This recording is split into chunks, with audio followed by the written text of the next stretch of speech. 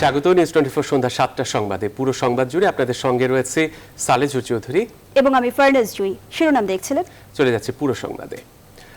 মানুষ এবং যানবাহন চলাচল বন্ধে 1 জুলাই থেকে শুরু হতে যাওয়া বিধিনিষেধ কঠোরভাবে পালনের নির্দেশ দিয়েছেন প্রধানমন্ত্রী শেখ হাসিনা। মন্ত্রিসভার বৈঠক শেষে কথা জানিয়েছেন মন্ত্রিপরিষদ সচিব খন্দকার আনোয়ারুল ইসলাম। বিধিনিষেধকালে নিয়মিত বাহিনীর পাশাপাশি বিজিবি এবং সশস্ত্র বাহিনীকে টহলে রাখার সিদ্ধান্ত নিয়েছে সরকার। শালি জয় রিপোর্ট। করোনার ঊর্ধ্বমুখী সংক্রমণের হার ঠেকাতে আবারও চলাচল নিয়ন্ত্রণের সিদ্ধান্ত নিল সরকার। আগামী 1 জুলাই থেকে 7 জুলাই মধ্যরাত পর্যন্ত জারি হচ্ছে কঠোর বিধিনিষেধ। এর আওতায় জরুরি সেবায় নিয়োজিত ব্যক্তিরা ছাড়া কেউ ঘর থেকে বের হতে পারবেন না। একদম আমরা 1 তারিখ থেকে স্ট্রিক্ট লকডাউনে মানে রেস্ট্রিকশনে যাচ্ছি ইনশাল্লাহ। কোনো বের হওয়া যাবে না, বাসায় থাকতে হবে সবই। এখন ধরেন কারো দাফন কখন করতে হবে সেটা তো বাসায় করা যাবে না, সেগুলো মেনশন করে। কোনো রুগী নিয়ে আপনি হাসপাতালে যাবেন, সেটা আপনি যেতে পারেন।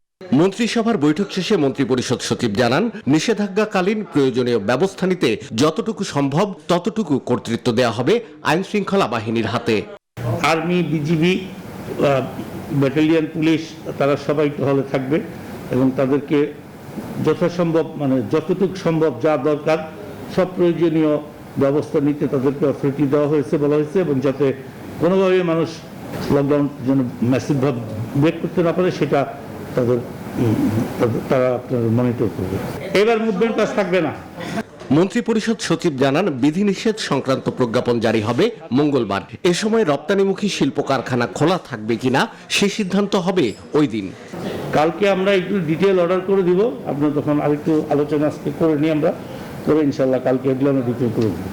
7 তারিখের পরে বিধিনিষেধের মেয়াদ বাড়ানো হবে কিনা তখনকার পরিস্থিতি অনুযায়ী সিদ্ধান্ত নেবে সরকার। শাহ আলী জয়, নিউজ 24, ঢাকা। করোনা মোকাবেলায় সচিবদের জেলা পর্যায়ে স্বাস্থ্যসেবা ও সরকারি কার্যক্রম সমন্বয়ের দায়িত্ব দেয় ক্ষুব্ধ প্রতিক্রিয়া জানিয়েছেন প্রবীণ সাংসদ ও সাবেক বাণিজ্যমন্ত্রী তোফায়েল আহমেদ। দায়িত্ব দেওয়া হলেও সচিবদের অনেকেই সংশ্লিষ্ট জেলায় যাননি বলে অভিযোগ তুলেছেন তিনি। অন্যদিকে করোনা নিয়ে সরকারের মন্ত্রণালয়গুলোর মধ্যে সমন্বয় নেই বলে অভিযোগ জাসদ সভাপতি হাসানুল হক ইনুর। সোমবার জাতীয় সংসদে তারা এসব অভিযোগ তোলেন। বিস্তারিত জানাচ্ছেন লাকমিনা জেসমিন সোমা। সোমবার জাতীয় সংসদে 2021-22 অর্থ বছরের প্রস্তাবিত বাজেটের উপর সাধারণ আলোচনায় ঘুরে ফিরেই আসে সমকালীন ইস্যু। এ সময় আওয়ামী লীগ নেতা ও সাবেক বাণিজ্য মন্ত্রী তোফায়েল আহমেদ বলেন, করোনা মোকাবেলায় জেলাওয়ারি সচিবদের দায়িত্ব দেওয়ার মাধ্যমে রাজনীতিবিদদের কর্তৃত্ব ম্লান হয়েছে। মানুষ মনে করে আমরা যা দেই এটা প্রশাসনিক কর্মকর্তারাই দেয়, অথচ প্রশাসনিক যারা কর্মকর্তা তারা কিন্তু যায়ই নাই, অনেকে যায়ই নাই। যেমন আমার নিজের ভোলায় যাকে দেওয়া হয়েছে তিনি এখন পর্যন্ত যান নাই। এটা কিন্তু ঠিক না মাননীয় স্পিকার। এটা একটা রাজনৈতিক সরকার এবং রাজনীতিবিদদের যে একটা কর্তৃত্ব, যে একটা কাজ, সেটা কিন্তু ম্লান হয়ে যায়। অধিবেশনের পয়েন্ট অফ অর্ডারে দাঁড়িয়ে করোনা মোকাবেলায় সরকারের মন্ত্রণালয়গুলোর মধ্যে সমন্বয়হীনতার অভিযোগ তোলেন জাসদ সভাপতি ও সাবেক তথ্যমন্ত্রী হাসানুল হক ইনু। প্রজ্ঞাপনে পরস্পর বিরোধী বক্তব্য রয়েছে, তাই আমি মনে করি এরকম পরিস্থিতিতে এটা বাঞ্ছনীয় নয়। একই সঙ্গে আমি যতটুকু জানি করোনা পরিস্থিতি মোকাবেলা করার জন্য স্বাস্থ্য মন্ত্রণালয় সহ 9টি মন্ত্রণালয় সম্পৃক্ত। এই 9টি মন্ত্রণালয়ের সমন্বয়হীনতাও লক্ষণীয়। সাধারণ আলোচনায় হেফাজতকে জঙ্গি সংগঠন আখ্যা দিয়ে নিষিদ্ধ করার দাবি তোলেন আওয়ামী লীগ নেতা শেখ সেলিম। এটা হলো ওই যে আপনার আল-শামস বাহিনী, কিসের হেফাজত? এরা মানুষ মেরে হেফাজত করে, ইসলামকে হেফাজত করবে? এটা একটা জঙ্গি সংগঠন, এটাকে নিষিদ্ধ করা হোক। এছাড়াও মগবাজারে বিস্ফোরণের ঘটনায় জড়িতদের জবাবদিহিতার আওতায় আনার দাবি তোলেন বেশ কয়েকজন সংসদ সদস্য। দুর্ঘটনার কারণটা এবং এটা কি প্রতিকার এবং এই যে মানুষগুলো মারা গেল।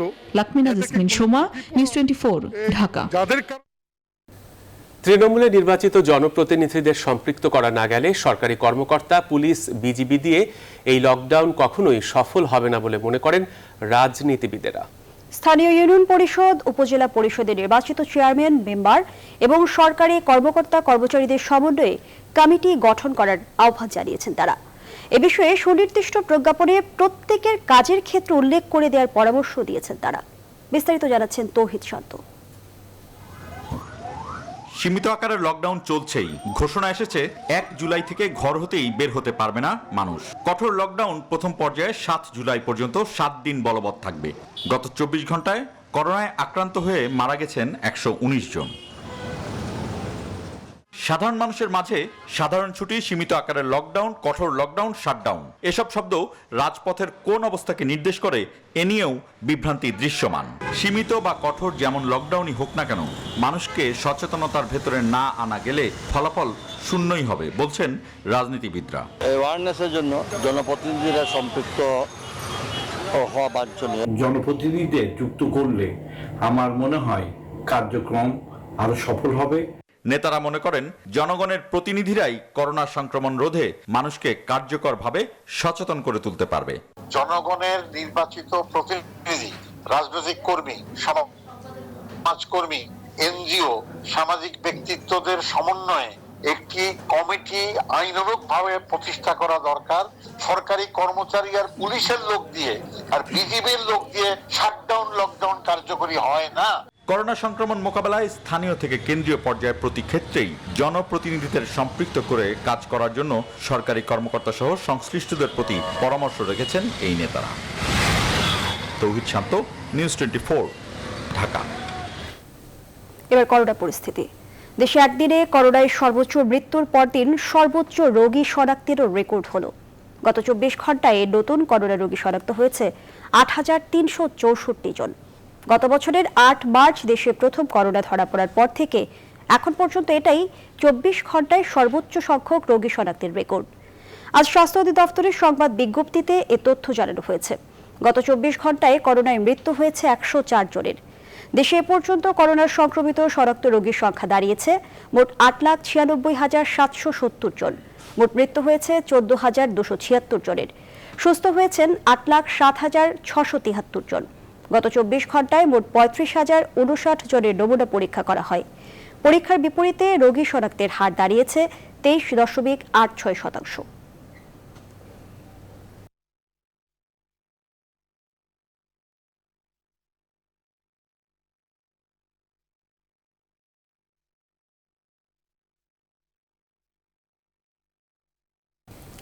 সীমিত পরিসরে 3 দিন ব্যাপী লকডাউনের প্রথম দিন পার হয়েছে ঢিলে ঢালাভাবে।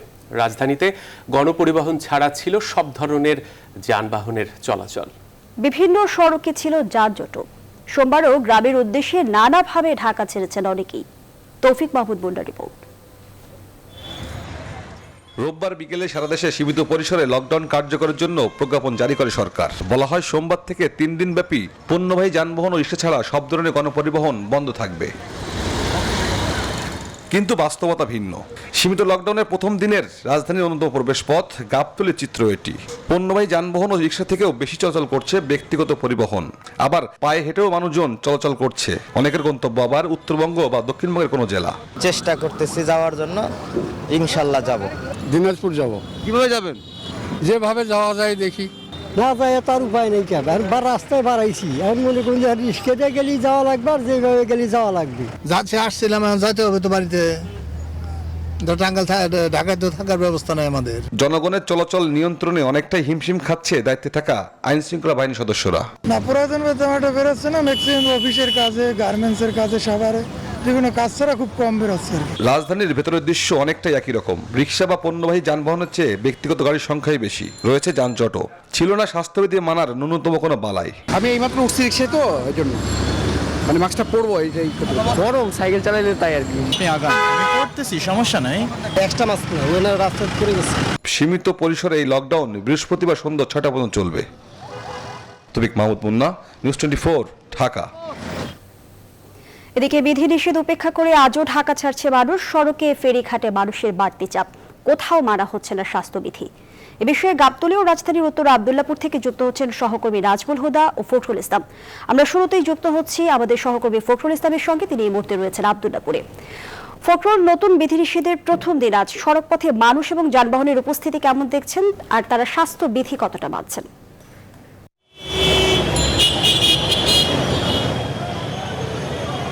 ধন্যবাদ ধন্যবাদ জুই। আসলে আজকে আমি আব্দুল্লাহপুর যে মোড় রয়েছে সেখানে রয়েছি। ঢাকার আসলে অন্যতম একটি প্রবেশপথ, উত্তরাঞ্চল থেকে ময়মনসিংহ সহ বিভিন্ন অঞ্চলের দূরপাল্লার গাড়ি এদিক দিয়ে আসার কথা বা সাধারণ মানুষ আসলে এইসব প্রবেশপথ দিয়ে আসলে ঢাকা ছেড়ে যাচ্ছেন। গত কয়েকদিনে আসলে অসংখ্য মানুষ ঢাকা ছেড়েছেন, কিন্তু গত দুদিন ধরে আমরা লক্ষ্য করছি ঢাকা ছাড়া মানুষের সংখ্যা কিছুটা কমে এসেছে। অর্থাৎ এই মোড়গুলোতে গাবতলী থেকে শুরু করে ঢাকার যে 4 থেকে 5টি প্রবেশ মুখ রয়েছে সেগুলোতে অনেকটা চাপ কমেছে ঢাকা ছাড়া মানুষের। এখন আসলে অফিসগামী যেসব মানুষরা রয়েছেন তারা আসলে, যেহেতু আপনি জানেন যে গণপরিবহন বা বিভিন্ন ধরনের দূরপাল্লার বাস বন্ধ রয়েছে, 7 জেলায় লকডাউন এবং সর্বাত্মক লকডাউনের আজকে প্রথম দিন আসলে, যার কারণে যেসব অফিসগামী মানুষ রয়েছেন তাদের চাপ কিছুটা বেশি। তারা অনেকে ভোগান্তি নিয়ে এইসব প্রবেশপথগুলোতে আসছেন। আমরা একটু ক্যামেরার মাধ্যমে দেখাতে চাই সাধারণ মানুষ আসলে পায়ে হেঁটে দূর দূরান্ত থেকে রাজধানী ছাড়ছেন, কেউ রাজধানীতে ঢুকছেন আসলে তাদের প্রয়োজনীয় কাজকর্ম সারতে এবং গন্তব্যে পৌঁছাতে। কিন্তু গণপরিবহন বন্ধ থাকা মানুষের মধ্যে কিছুটা, যদিও লকডাউনের কারণে এই বন্ধ থাকার কারণে ভোগান্তিটি কিন্তু রয়েছে। তো সব কিছু মিলিয়ে আসলে আব্দুল্লাহপুর মোড়ে আমরা যে বিষয়টি লক্ষ্য করছি, এখানে আসলে কোনো ধরনের দূরপাল্লার বাস চলছে না। একই সঙ্গে সাধারণ মানুষ ভোগান্তি নিয়ে তারা তাদের গন্তব্যে যাচ্ছেন এবং লকডাউনের যে প্রভাব সেটি আসলে যে গণপরিবহনগুলো বন্ধ থাকার কথা সেগুলো কিন্তু বন্ধ রয়েছে এবং অফিসগুলো কিন্তু এখনও চালু রয়েছে। তো এই ছিল আমার কাছে আব্দুল্লাহপুর থেকে লকডাউনের সবশেষ খবর। জুই। ফখরুল, ধন্যবাদ জানাচ্ছি আপনাকে। দর্শক, এবারে আমরা যেতে চাই গাবতলীতে। সেখানে অপেক্ষা করছেন সহকর্মী নাজমুল হুদা। নাজমুল, আমাদের সহকর্মী ফখরুল ইসলাম যেমনটি জানাচ্ছিলেন যে আব্দুল্লাহপুরে লকডাউনের তেমন কোনো প্রভাব নেই, সড়কে যানবাহন এবং মানুষের উপস্থিতি লক্ষ্য করা যাচ্ছে। গাবতলীর চিত্র কি দেখছেন, জানাবেন বিস্তারিত।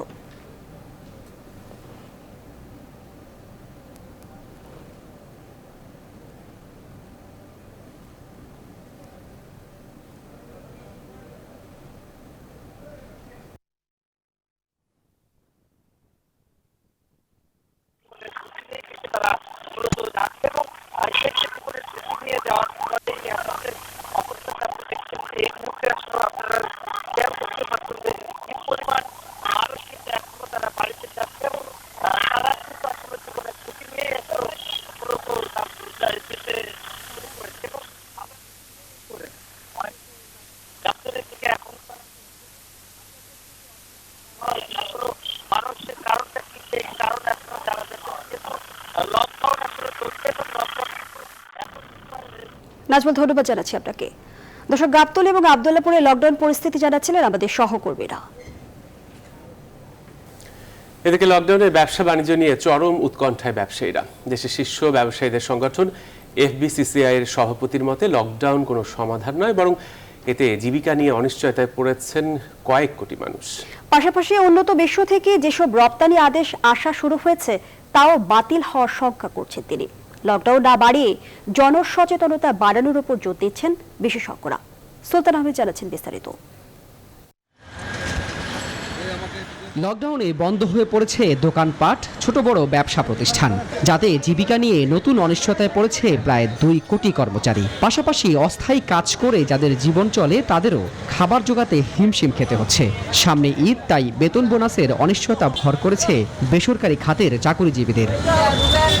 এমন বাস্তবতায় মালিকদের চিন্তা আরও বড়। রপ্তানি আদেশ বাতিল হওয়া, শ্রমিকদের বেতন বোনাসের ব্যবস্থা করা, আবার ব্যাংক ঋণ পরিশোধ, এমন নানা বাস্তবতার সামনে তারা।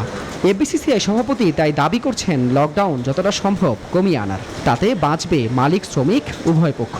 গ্রামে কিন্তু বাংলাদেশের সমস্ত জেলা অলমোস্ট এখন কিন্তু এফেক্টেড। তো এই অবস্থায় আমি মনে করি গণসচেতনতা অনেক বড় ব্যাপার। যত সময় করা যায়, প্লাস মানুষকে যত বেশি অ্যাওয়ারনেসের মধ্যে নিয়ে আসা যায়। মহামারী মোকাবেলায় রাজনীতিবিদ, ব্যবসায়ী সহ সমাজের বিশিষ্টজনদের ঐক্যবদ্ধ হওয়ার কথা বলছেন তিনি। পাশাপাশি সব ধরনের উৎপাদন চালু রাখার দাবিও জানান এই শীর্ষ ব্যবসায়ী। গার্মেন্টস করে রাখলেন, ব্যাকওয়ার্ড লিঙ্কেজ লাগবে না। আর গার্মেন্টস তো নট অনলি এক্সপোর্ট, আদার যে সকল এক্সপোর্ট আছে সেগুলির কি হবে? তারপর আমার ফুড ইন্ডাস্ট্রি, আপনি সাপ্লাই চেইন যদি ভেঙে যায়, আপনি যদি উৎপাদন না করেন, আপনার তো জিনিসপত্রের খাদ্যের সংকট দেখা দিবে। রপ্তানিকারকরা বলছেন দীর্ঘদিন লকডাউন হলে তাদের রপ্তানি আদেশ বাতিল হয়ে চলে যাবে অন্য দেশে। আর বিশেষজ্ঞরা বলছেন ছোট ছোট ব্যবসায়ী আর খেটে খাওয়া মানুষদের বাঁচাতে বড় উদ্যোগ প্রয়োজন। লকডাউনে অবশ্যই সবারই ক্ষতি হবে, সমস্ত ব্যবসায়ীর ক্ষতি হবে। চায়না বা মায়ানমার, ইন্ডিয়া সেগুলো বন্ধ হওয়াতে সমস্ত অর্ডার আমাদের দেশে আসছে। এই ওয়ার্ডারগুলো যে আমি ধরে রাখতে না পারি, সেই এই ওয়ার্ডারগুলো অন্য দেশে চলে যাবে। যদি আপনার কারখানা বন্ধ করে দেয় তাহলে শ্রমিকরা বেতন পাবে না, বোনাস পাবে না, এটা একটা সামাজিক সমস্যা দেখা দিবে, ইনকামের প্রশ্ন। তবে সবার আগে দেশের মানুষের জন্য টিকা নিশ্চিত করা প্রয়োজন বলেও মত বিশেষজ্ঞদের। সুলতান আহমেদ, নিউজ 24, ঢাকা। ঢাকার মগবাজার ওয়্যারলেস গেটে ভয়াবহ বিস্ফোরণের কারণ এখনও অজানা। তবে ভবনটিতে হাইড্রোকার্বন সহ বেশ কয়েকটি গ্যাসের অস্তিত্ব মিলেছে বলে জানায় বিস্ফোরক পরিদপ্তর। এদিকে বিস্ফোরণের কারণ বের করতে কাজ করছে ফায়ার সার্ভিস ও বিস্ফোরক পরিদপ্তরের পৃথক দুটি তদন্ত কমিটি। আর ঘটনাস্থল পরিদর্শন শেষে পুলিশ মহাপরিদর্শক জানিয়েছেন বিস্ফোরণে নাশকতার কোনো আলামত পাননি তারা। ফায়ার সার্ভিসের পাশাপাশি বিস্ফোরণের কারণ বের করতে তদন্ত করবেন তারাও। এ দুর্ঘটনায় ঢাকা মেডিকেলে ভর্তি আহতদের মধ্যে 3 জনের অবস্থা সংকটাপন্ন বলে জানিয়েছেন চিকিৎসকেরা। নাইম আল জিকর প্রতিবেদনে বিস্তারিত। রোববার সন্ধ্যায় ভয়াবহ বিস্ফোরণে কেঁপে ওঠে মগবাজার। এতে একটি ভবন আংশিক ধসে পড়ে, ভেঙে পড়ে আশপাশের ডজনখানেক ভবনের কাঁচ। শুরু হয় মানুষের আর্তনাদ। বিস্ফোরণে বহুজন হতাহত হন। সৃষ্টি হয় হৃদয় বিদারক পরিবেশের। আচমকা ঘটে যাওয়া বিকট শব্দে বিস্ফোরণের বর্ণনা দেন প্রত্যক্ষদর্শীরা। দোকানে পড়ছি আর এই শুরু মানে ঝড় ঝড় ঝড় করে আসতেছে কি যে আমি করতে না দোকানে ভিতরে ঢুকে গেছি। তখন আমার মাথায় খেলা হয়েছে যে সবাই বলতেছে ট্রান্সমিটার। তখন আমি আতঙ্ক হয়ে গেছি যে আমার ভাই তো এখানে। এদিকে বিস্ফোরণের কারণ খুঁজতে কাজ শুরু করেছে সিআইডির crime scene unit, fire service কর্তৃপক্ষ ও বিস্ফোরক পরিদপ্তর। 2 দফায় গ্যাস ডিটেক্টর দিয়ে খোঁজা হয় গ্যাসের অস্তিত্ব। জানান ঘটনাস্থলে এখনো গ্যাসের উপস্থিতি মিলেছে, তবে বিস্ফোরণের কারণ এখনো জানেন না তারা। আমরা গ্যাস ডিটেক্টরের মাধ্যমে এটা পরীক্ষণ করেছি। এখানে হাইড্রোকার্বনের অস্তিত্ব পাওয়া গেছে। হাইড্রোকার্বনের অস্তিত্ব পাওয়া গেলে এটাকে ন্যাচারাল গ্যাস হিসেবে এটাকে ধরে নিতে হবে। ওরকম কিছু একটা অনুমান করছি, কিন্তু কংক্রিটভাবে এখনই আসলে বলা সম্ভব না যে এটা আসলে কি থেকে এক্সপ্লোশনটা হয়েছে। এই ভবনটা নাজুকের কারণে, বিস্ফোরণের কারণে এখন যে কোনো সময় কিন্তু ভেঙে যেতে পারে। এর আগে ঘটনাস্থল পরিদর্শন করেন পুলিশ মহাপরিদর্শক বেনজির আহমেদ। বলেন, এই বিস্ফোরণে নাশকতার কোনো আলামত পাওয়া যায়নি। বম ইউনিট, এক্সপ্লোশন যে আমাদের ইউনিটগুলো আছে সেগুলো নিয়ে আমরা একটা তদন্ত কমিটি করব। এই ধরনের বিস্ফোরক হয় এটা অন্তত 3-4 দিকে যাবে আর কি, কিন্তু এটা দেখেন একদিকে একমুখী। আর এই ইয়া ছাড়া আপনার গ্লাসের ভাঙা টুকরা ছাড়া অন্য কিছু কিন্তু আমরা এখন পর্যন্ত খুঁজে পাইনি। বিস্ফোরণে আহত হয়ে হাসপাতালে চিকিৎসা নিচ্ছেন অর্ধশতাধিক মানুষ। আহতদের খবর জানতে ও নিহতদের মরদেহ নিতে স্বজনরা ভিড় করছেন হাসপাতালে। আমার একটা মেয়ে 9 বছর বয়স, এটা দিয়ে আল্লাহ আমারে কি শাস্তি দিল। ওইখান থেকে আনার সাথে অন্তিয়াত ওইখান থেকে মৃত্যু হয়েছে আর কি। চিকিৎসকরা জানান আহতদের মধ্যে কয়েকজনের অবস্থা আশঙ্কাজনক। আমাদের যে 3 জন আছে 3 জনেরই অবস্থা খুবই মারাত্মক। 90% বার্ন, ইনহেলেশন ইনজুরি, আইসিইউতে রাখা হয়েছে, কেউই সংখ্যামুক্ত না। নিহতদের পরিবারকে 20,000 এবং আহতদের পরিবারকে 10,000 করে অর্থ সহায়তার কথা জানিয়েছে জেলা প্রশাসন। নাইম আল জিকো, নিউজ 24, ঢাকা। দর্শক, এই ব্যাপারে আরো তথ্য জানাতে মগবাজার ঘটনাস্থলে রয়েছেন সহকর্মী মৌ খন্দকার। যাচ্ছি তার কাছে। মৌ, মগবাজার বিস্ফোরণের পর এখন কি পরিস্থিতি বিরাজ করছে? আর যেহেতু দুর্ঘটনার কারণ অনুসন্ধানে তদন্ত কমিটি ইতিমধ্যে কাজ করছে, তাদের কোনো বক্তব্য জানতে পেরেছেন কি?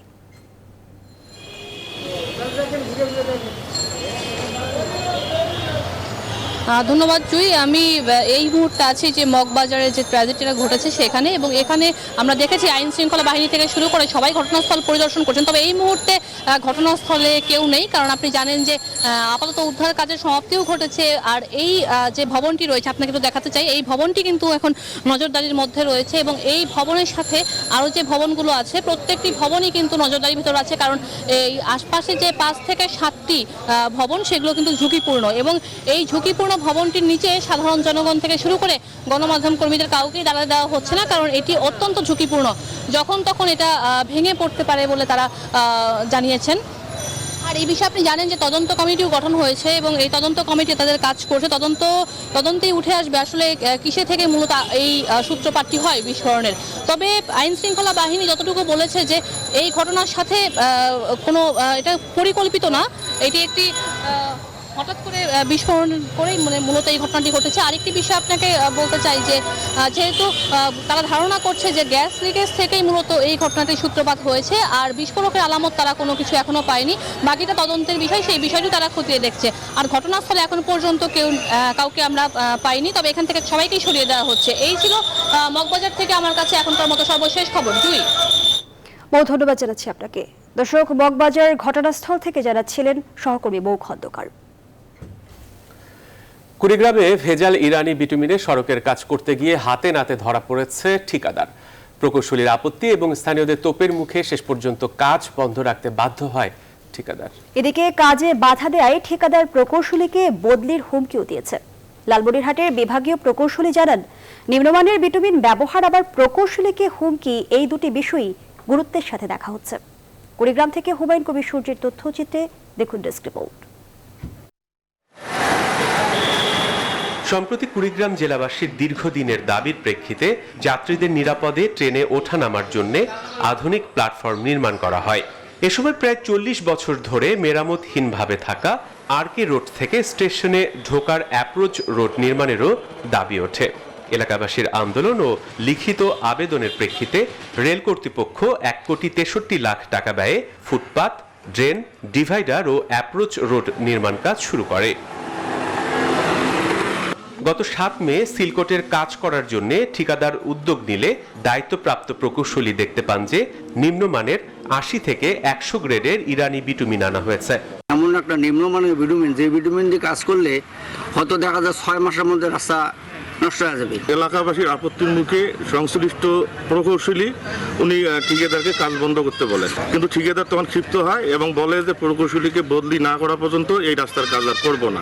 ঠিকাদারি প্রতিষ্ঠানের সাথে যোগাযোগ করা হলে তারা জানান 60 থেকে 70 গ্রেডের বাংলাদেশ পেট্রোলিয়াম কর্পোরেশনের বিটুমিন না পাওয়ার কথা। সবাই ভালো বলে, সবাই এখানে আমি যে কাজ করছি সবারই একই কথা, সবাই ভালো। ভাই যেটা বলছে 80/90, আপনি শিডিউলে যেটা আছে না, জি শিডিউলে অনুযায়ী আমরা দিয়েছিলাম। কিন্তু বাস্তবতা হলো স্টার্ন রিফাইনারি লিমিটেড সহ দেশীয় প্রতিষ্ঠানের উন্নত মানের 60 থেকে 70 গ্রেডের বিটুমিন বাজারে সহজলভ্য, কিন্তু মানহীন বিটুমিনে স্বল্প মূল্যে কাজ করতেই তারা প্রচলিত ইরানি বিটুমিন ব্যবহার করেছে এবং হুমকিও দিয়েছে। ওনারা 80-100 গ্রেড বিটুমিনটা নিয়ে আসছেন আর কি, আমরা সেটা কাজ করতে দেই নাই যে 80-100 গ্রেডটা দিয়ে কাজ করা যাবে না।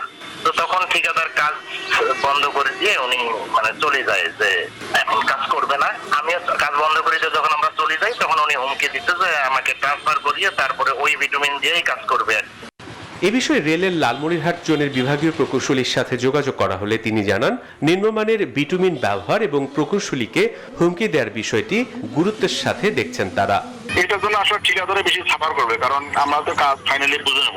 সম্প্রতি সড়ক ও মহাসড়ক বিভাগ নিজেই জানিয়েছে, আমদানি করা নিম্নমানের বিটুমিন ব্যবহারে সড়ক টেকসই হচ্ছে না আর বাড়ছে সংস্কার ব্যয়। এছাড়া আমদানিকারক সিন্ডিকেট কৌশলে ইরানি বিটুমিন সংযুক্ত আরব আমিরাতের নামে বাংলাদেশে আনছে। Desk report, news 24। মাত্র 2.5 টাকা অনিয়মের দায়ে এরশাদের সামরিক আদালতের রায়ে হারিয়েছিলেন চাকরি, সাথে 2 মাস জেল আর অর্থদণ্ড। দর্শক, বলছিলাম বীর মুক্তিযোদ্ধা মোহাম্মদ ওবায়দুল আলম আকনের কথা। 39 বছর পর অবশেষে নিজের অধিকার ফিরে পেলেন তিনি। 1982 সালে কুষ্টিয়ার কৃষি সম্প্রসারণ অধিদপ্তরের কর্মকর্তা সেই মুক্তিযোদ্ধার দণ্ড বাতিল করে চাকরিকালীন সব সুযোগ সুবিধা দিতে হাইকোর্টের রায় বহাল রেখেছেন আপিল বিভাগ। বিস্তারিত জানাচ্ছেন হাবিবুল ইসলাম হাবিব। একই পরিবারের 5 মুক্তিযোদ্ধা, তাদের একজন মোহাম্মদ ওবায়দুল আলম। সেই বীর মুক্তিযোদ্ধাকে মাত্র 2.5 টাকা বেশি দামে সরকারি পাট বিক্রির অভিযোগে স্বাধীনতার 11 বছরের মাথায় চাকরি হারাতে হয়। সামরিক শাসক এরশাদের শাসনামলে কোর্ট মার্শালে তাকে দেয়া হয় 2 মাসের কারাদণ্ড, সাথে 1000 টাকা জরিমানা। আমি চতুর্থ, কিন্তু আর 4 ভাই। এরপর থেকে পরিবার নিয়ে তার দিন কেটেছে নিদারুণ কষ্টে, কিন্তু চাকুরিতে আর ফেরা হয়নি তার। কোনো উপায় না পেয়ে 2017 সালের সামরিক আদালতে দেয়া সাজা চ্যালেঞ্জ করে হাইকোর্টে রিট আবেদন করেন ওবায়দুল। সেই রিটে সামরিক আদালতের সাজা বাতিল করে তার চাকরি থেকে অবসর গ্রহণ পর্যন্ত সব বেতন ভাতা সহ যাবতীয় পাওনা দিতে নির্দেশ দেন হাইকোর্ট। তবে রায়ের বিরুদ্ধে কৃষি সম্প্রসারণ অধিদপ্তরের আপিলের রায়ে শুধু সাজা বাতিলের অংশ বহাল রেখে বেতন ভাতা দেওয়ার আদেশ বাতিল করা হয়। সেই রায়ের বিরুদ্ধে রিভিউ আবেদন করেন এই মুক্তিযোদ্ধা। রিভিউয়ের রায়ে নিজের অধিকার ফিরে পেলেন তিনি। না, আমি এসব নেব কি জন্য? তো আমি বেচা কিনে করি না, সরকারের লেনদেন তো আমার কাছে নাই। সরকার সমিতির সভাপতি সবখানে আমরা ইয়া করি না। আজকে আমার এই সাজার সম্পূর্ণ বেকসুর, খালাস দিল, সাজাও আমার নাই, হাইকোর্টের রায় বহাল রেখে। এ রায়ে সন্তোষ প্রকাশ করে এরশাদ সরকারের সময় বাবাকে মিথ্যা অভিযোগে দেয়া সাজার পর পরিবারের কঠিন সময় পার করার কথা জানান তার সন্তান। 39 বছর পর বাবার আজকে যে বিজয়, এটা সত্যিই একটা ঐতিহাসিক রায় একজন মুক্তিযোদ্ধা হিসাবে। আর বেগের কথা বললে মানে এক কথায় বলবো যে মানে এত কষ্ট একটা ফ্যামিলিতে আসলে এটা আমরা শুধু হয়তো সহ্য করছি, অন্য কোনো ফ্যামিলি হইলে হয়তো সহ্য করতে পারতো না। 2010 সালে এক রিট আবেদনের রায়ে সংবিধানের 7ম সংশোধনী অবৈধ ঘোষণার পাশাপাশি 1982 সালে মার্চে ঘোষিত এরশাদের সামরিক শাসন বাতিল করে রায় দেন হাইকোর্ট। পরে 2012 সালে সামরিক আদালতের সেই সাজা ও চাকরিচ্যুতির সিদ্ধান্ত চ্যালেঞ্জ করে হাইকোর্টে রিট আবেদন করেন ওবায়দুল আকন। হাবিবুল ইসলাম হাবিব, নিউজ 24, ঢাকা। নিউজ 24 সন্ধ্যার সংবাদের সময় হলো একটা বিরতির। সাথেই থাকুন। বিরতির পর আবারও স্বাগত। দেখছেন নিউজ 24 সন্ধ্যা 7টার সংবাদ। আওয়ামী লীগ পুরো রাষ্ট্রের কাঠামো এবং গণতান্ত্রিক চরিত্রকে অন্যায়ভাবে পরিবর্তন করে ফেলেছে বলে অভিযোগ করেছেন বিএনপি মহাসচিব মির্জা ফখরুল ইসলাম আলমগীর। তিনি বলেন, এই অবস্থায় সমাধান রাজনৈতিকভাবে করতে হবে, আর সেটা হলো জনগণের সরকার প্রতিষ্ঠা করা। সন্ধ্যায় এক ভার্চুয়াল আলোচনা সভায় তিনি কথা বলেন। আওয়ামী লীগ আজকে একদলীয় শাসন ব্যবস্থা প্রতিষ্ঠা করবার জন্য জনগণের সঙ্গে বিশ্বাসঘাতকতা করে পুরো রাষ্ট্রের কাঠামোটাকেই পরিবর্তন করে দিচ্ছে, এবং যে রাষ্ট্রের চরিত্র যেটা আমরা নির্ধারণ করেছি আর কি গণতান্ত্রিক চরিত্র, সেই রাষ্ট্রের গণতান্ত্রিক চরিত্রকেই তারা পুরোপুরি ভাবে বদলে দিতে শুরু করেছে। পিকে হালদার কাণ্ডে আলোচনায় আসা আর্থিক প্রতিষ্ঠান People's Leasing and Financial Services লিমিটেডকে পুনর্গঠন বা পুনর্জীবিত করে দিয়েছে হাইকোর্ট। প্রতিষ্ঠানটি পরিচালনার জন্য একটি বোর্ডও গঠন করে দিয়েছেন আদালত। তবে বোর্ডে কারা থাকছেন তা লিখিত আদেশে জানা যাবে। 201 জন আমানতকারী শুনানি নিয়ে সোমবার বিচারপতি মোহাম্মদ খুরশিদ আলম সরকারের হাইকোর্ট বেঞ্চ এই আদেশ দেন। বিস্তারিত হাবিবুল ইসলাম হাবিবের রিপোর্টে। খেলাপি ঋণের টাকা আদায় করতে না পারা উচ্চপদস্থ কর্মকর্তাদের নানা অনিয়ম দুর্নীতির কারণে বাংলাদেশ ব্যাংকের আবেদনের পরিপ্রেক্ষিতে আর্থিক প্রতিষ্ঠান পিপলস লিজিংকে অবসান প্রক্রিয়ার নির্দেশ দেন হাইকোর্ট। 2018 সালের ডিসেম্বরে প্রতিষ্ঠানটির আমানত ছিল 2036 কোটি টাকা, আর ঋণের পরিমাণ ছিল 1131 কোটি টাকা। এর মধ্যে খেলাপি ছিল 748 কোটি টাকা, অর্থাৎ খেলাপি ঋণের হার 66%। এমন পরিস্থিতিতে পিপলস লিজিংকে পুনরুজ্জীবিত করতে হাইকোর্টে আবেদন করেন 201 জন আমানতকারী। এ বিষয়ে শুনানি নিয়ে প্রতিষ্ঠানটি পুনরুজ্জীবিত করে একটি বোর্ড গঠন করে দিয়েছেন আদালত। কোর্ট যেটা করেছে সেটা হচ্ছে রিভাইভাল করে দিয়েছে, পুনর্জাগরণ করে দিয়েছে। ডিপোজিটার মনে করছিল যে টাকাটা তারা ডিপোজিট রেখেছিল সেটা তারা আশা করেছিল যে তারা ধীরে ধীরে পাবে, কিন্তু 2 বছর হওয়ার পরেও তারা কিন্তু এই টাকাগুলো পায়নি। বলেন, আদালতের এই সিদ্ধান্তের ফলে ক্ষতিগ্রস্ত আমানতকারীরা তাদের পাওনা ফিরে পাওয়ার সুযোগ পাবে। ভবিষ্যতে যদি যে টাকা তো কোর্টের ইনিশিয়েশনে বেশ কিছু টাকা এসছে এবং আশা করা হচ্ছে এই প্রক্রিয়া চলতে থাকলে যারা বড়োয়ার ছিল, যারা ডিফল্টার হয়ে গেছে বেশিরভাগ ক্ষেত্রেই, তারা বাধ্য হচ্ছে এই টাকাগুলো লিকুইডেটরের কাছে জমা দিতে। এর আগে পিপলস লিজিংয়ের 286 জন ঋণ খেলাপিকে তলব করেন হাইকোর্ট। এমনকি বিদেশে পালিয়ে যাওয়া পিপলস লিজিংয়ের সাবেক চেয়ারম্যান পিকে হালদারকে দেশে ফিরিয়ে আনতে ইন্টারপোলের সহায়তা চাওয়া হয়। হাবিবুল ইসলাম হাবিব, নিউজ 24, ঢাকা। বরখাস্তকৃত ডিআইজি প্রিজন্স পার্থ গোপাল বণিককে কেন জামিন দেওয়া হয়েছে বিচারকের কাছে তার ব্যাখ্যা চেয়েছে হাইকোর্ট। হাইকোর্ট আগামী 7 দিনের মধ্যে ঢাকার বিশেষ জজ আদালত 5-এর বিচারক ইকবাল হোসেনকে এই জামিনের বিষয়ে ব্যাখ্যা দিতে বলেছেন। সোমবার বিচারপতি এম এনায়েতুর রহিম ও বিচারপতি মোহাম্মদ মোস্তাফিজুর রহমানের হাইকোর্ট বেঞ্চ এই আদেশ দেয়। আদালতে দুদকের পক্ষে শুনানি করেন আইনজীবী খুরশিদ আলম খান ও বিষয়টি আদালতের নজরে আনা আইনজীবী মনিরুজ্জামান লিঙ্কন। রাষ্ট্রপক্ষে ছিলেন ডেপুটি অ্যাটর্নি জেনারেল বিপুল বাগমার। দুর্নীতি দমন কমিশন পার্থ বণিককে 80 লাখ টাকা সহ হাতে নাতে ধরেছিল।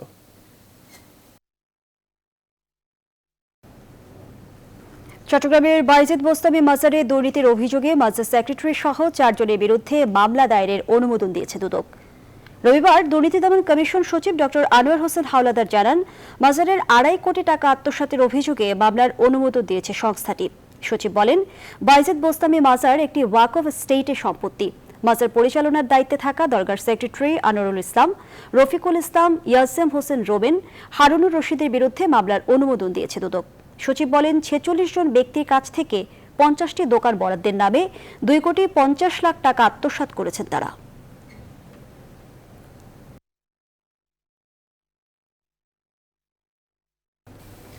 সংবাদে আরেকটা বিরতি নিচ্ছে, সাথেই থাকুন। বিরতির পর আবারও স্বাগত। দেখছেন নিউজ 24 সন্ধ্যা সংবাদ।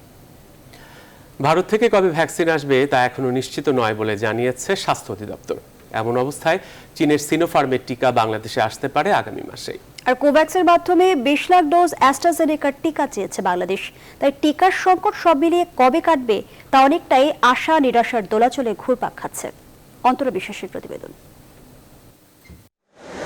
চীনের সিনোফার্মের টিকা শিগগিরই দেশের সব জায়গায় দেওয়া হবে। যথাসময়ে টিকা প্রদানের তারিখ জানিয়ে দেওয়া হবে। সোমবার স্বাস্থ্য অধিদপ্তরের ভার্চুয়াল বুলেটিনে এসব তথ্য জানানো হয়। চায়না টিকা, ঠিক একটা টিকা, অথবা ভবিষ্যতে আমরা মিক্স ম্যাচ পদ্ধতির মাধ্যমেও এই সমস্যার সমাধান করতে পারবো। তবে সিনোফার্মের টিকা ভারতের ডেল্টা ভ্যারিয়েন্টের বিরুদ্ধে কাজ করবে কিনা তা নিয়ে প্রশ্ন রয়েছে। আরো সিরিয়াস, কিন্তু দ্রুত সংক্রমণশীল, দ্রুত ছড়ায়, সুতরাং এটা কতটুকু কাজ করবে কিন্তু এখনো স্টাডি চলছে, আমরা শিওর না। যেভাবেই হোক দেশে ব্যাপক হারে ভ্যাকসিন প্রয়োগ করা খুবই জরুরি বলে মনে করছেন বিশেষজ্ঞরা। করোনা থেকে রক্ষা পাওয়ার সর্বশ্রেষ্ঠ উপায় হচ্ছে টিকা। দেশের শতকরা 70 থেকে 80% মানুষকে টিকা প্রদান করলেই কেবলমাত্র আমরা সুরক্ষার আওতায় আসব। ভারত থেকে দেশে কোভিশিল্ড টিকা এসেছে 1,02,00,000 ডোজ। সেই হিসাবে টিকার মজুদ আছে মাত্র 94,000-এর মতো। তাই দ্বিতীয় ডোজ টিকা পাচ্ছেন না 14 লাখেরও বেশি মানুষ। আর ভারত জানিয়েছে তারা সহসাই টিকা রপ্তানি করবে না। তাই কোভ্যাক্সের মাধ্যমে 20 লাখ ডোজ কোভিশিল্ড বা অ্যাস্ট্রাজেনেকার টিকা চেয়েছে বাংলাদেশ। স্বাস্থ্য অধিদপ্তর জানিয়েছে আগস্টের মাঝামাঝি এই টিকা আসতে পারে বাংলাদেশে। তবে হ্যাঁ, এটা ধরেন 8 সপ্তাহ পরে দেওয়ার কথা ছিল, 16 সপ্তাহ পর্যন্ত ওয়েট করা যেতে পারে। আসার কথা এই যে মডার্নার 25 লাখ টিকা আসবে বাংলাদেশে। অন্তরা বিশ্বাস, নিউজ 24, ঢাকা। এবার ফার্স্ট সিকিউরিটি ইসলামী ব্যাংক অর্থ বাণিজ্য সংবাদ।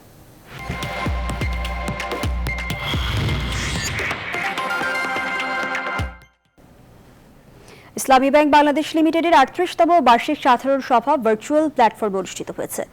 ব্যাংকের ভাইস চেয়ারম্যান, সৌদি আরবের আল রাজি কোম্পানি ফর ইন্ডাস্ট্রি অ্যান্ড ট্রেডের প্রতিনিধি ইউসিফ আব্দুল্লাহ আল রাজি ও শাহাবুদ্দিন, পরিচালক ও আইডিবি প্রতিনিধি ডক্টর আরিফ সোলেমান সহ অন্যান্য পরিচালক, ব্যবস্থাপনা পরিচালক ও প্রধান নির্বাহী মোহাম্মদ মনিরুল মাওলা সহ এফসিএস এবং প্রাতিষ্ঠানিক বিদেশি শেয়ার হোল্ডার সহ উল্লেখযোগ্য সংখ্যক শেয়ার হোল্ডার ভার্চুয়াল এই এজিএমে অংশ নেন। সভায় 2020 সালের আর্থিক বিবরণী সহ শেয়ার হোল্ডারদের জন্য 10% নগদ লভ্যাংশ অনুমোদন করা হয়।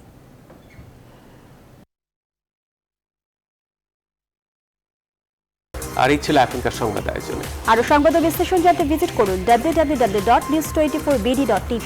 ধন্যবাদ সবাইকে।